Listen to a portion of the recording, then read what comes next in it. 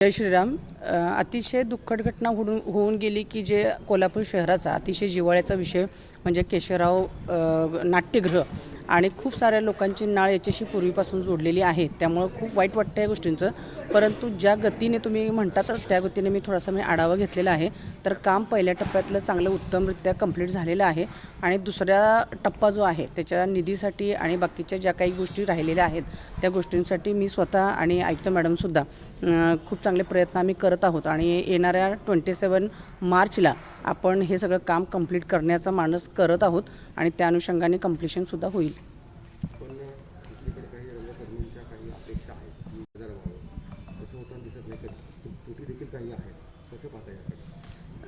रंगकर्मींचा याच्याशी खूप चांगला जिव्हाळ्याचा विषय असल्यामुळे ते लोक स्वतःहून खरं तर या सगळ्या गोष्टींकडे लक्ष देतात।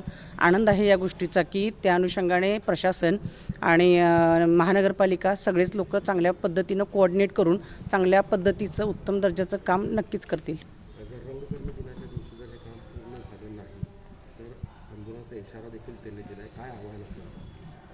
खरं तर तो दिवस रंगकर्मींसाठी आणि कोल्हापूर शहरासाठी सुद्धा एक उत्तम दिवस असणार आहे, त्यामुळे मी तर त्या अनुषंगाने एक ग्वाही देऊ इच्छिते की त्या दिवशी त्यांना आंदोलन करण्याची वेळच कशी येणार नाही याकडे मी लक्ष देईन।